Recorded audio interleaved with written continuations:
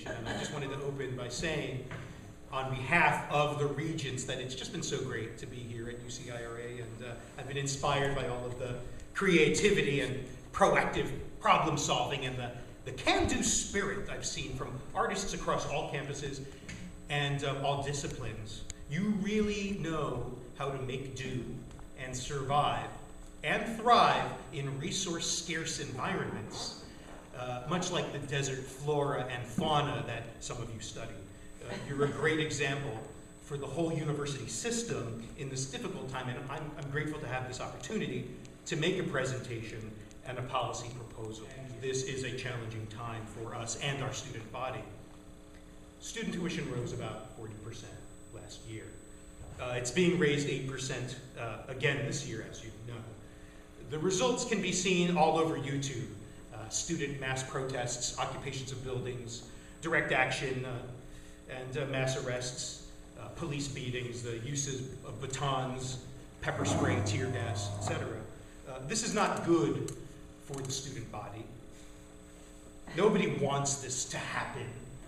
Nobody gets any pleasure from this, and I think we all agree. We want students studying, we want professors professing, we want police policing, we want the university to function efficiently and harmoniously. That's in everyone's interest. So let me just take this in another direction for a moment. Last spring up at UC Davis, one student could be seen one sunny afternoon in hip waders, wading out into the little stream that goes through our campus. He had a little hat on, and he was panning for gold out of desperation to pay for his tuition. So this is a rather savvy evocation of California history and lore, the 1849 gold rush, and the empty promises that it served to give for many people, something from our history books. And okay, he was being ironic, but this was a final project for a class called Tactical Performance, and I think he made his point. And we listen. And it's great to see the creative potential of students when they really get motivated about something they care about. But we don't want students to be stuck wasting their creativity on mocking us. However cleverly, we want the system to be working for them, affordably and with great funding for all the resources they need, so that they can devote this kind of funny and creative energy to making the world beyond the campus a better and funnier place to live. So we need a long-term plan that is viable, sustainable, fiscally responsible, one that reflects green eco-values of permaculture and Native American ideals of intergenerational nurturing and the cycle of life, and which will also address the demographic shifts of our changing and aging nation and the defense needs of our nation in a destabilizing and changing world. It's a tall order, but we Californians are uniquely positioned to fulfill this destiny. The public university is in crisis. Worldwide, ours is no exception. This is not a passing problem. It's not a phase we're going through. We are in a serious perma-crisis. We are perma-challenged. This is a perma-war, and we need to fight this war with the army we have in the parlance of the times. We have to be savvy and work with the resources we have, not what we wish we had. We have to be pragmatic and hard-nosed and make this thing work again. The public university has long been intertwined with the private sector in our modern market economy, working with such companies as BP on the Berkeley campus to the tune of billions of dollars of investment, for example.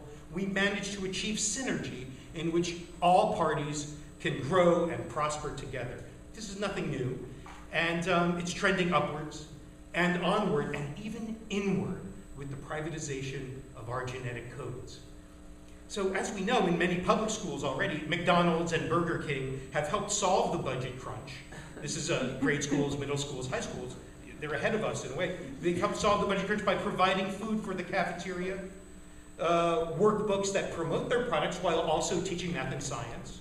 They provide video educational material and programming, and in exchange there's a few commercials a day that the students are guaranteed to see unless they are truant. A captive audience of the best kind, learning and prospering together all around. Now, tuitions are sure to continue to rise. That is one thing you can bank on. However, through negotiation with several major medical groups and AARP. The Regents have secured a memorandum of understanding for the provision of hundreds of thousands of healthy young organs for our aging senior citizens. This sharing of life's bounty in a sustainable way, only organs that can be spared will be accepted. This will sustain the value of old human capital while helping to develop the intellect and skills of new human capital. In the spirit of permaculture, all seniors who accept UC OTC organs will be automatically classified as organ donors upon their expiration. For freshmen and sophomores, the program is called Lightening the Load through Organ Transfer Credits. The Organ Transfer Credit, OTC, program will be a mandatory program for students who are in need of financial aid.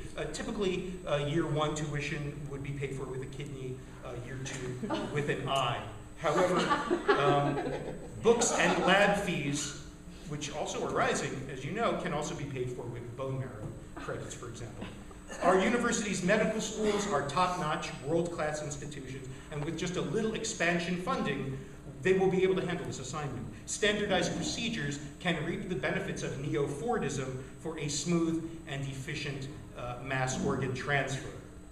For juniors and seniors, this is a program of self-improvement and training the new you.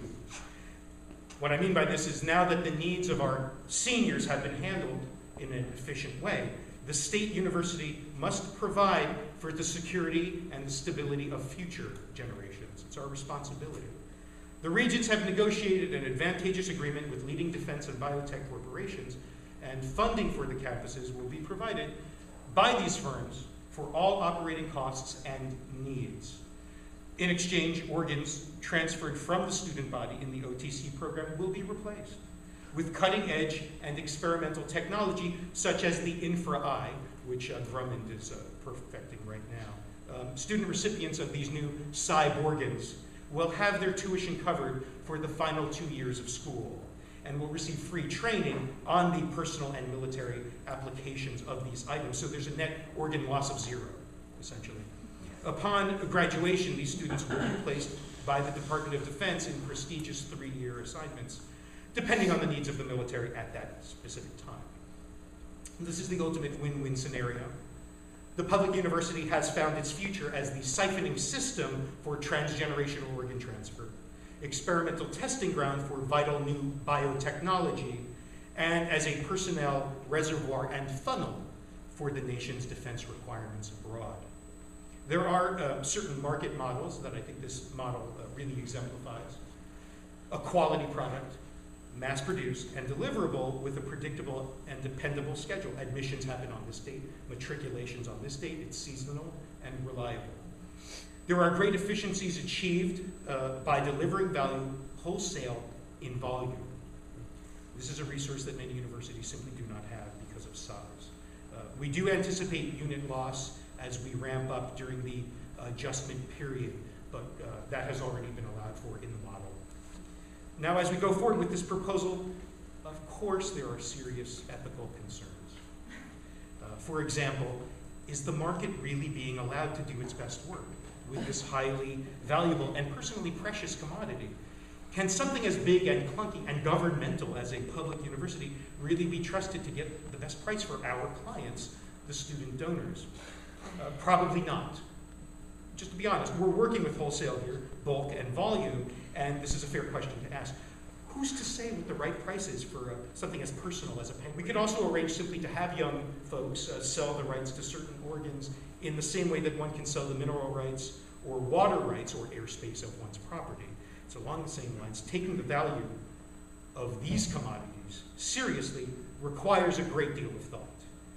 How do we best incorporate corporeal commodities into the corporate sector? And this is going to be the key issue for the University of California as we move forward. Really look forward to your thoughts and feedback on this modest proposal, and I'm ready to take any questions.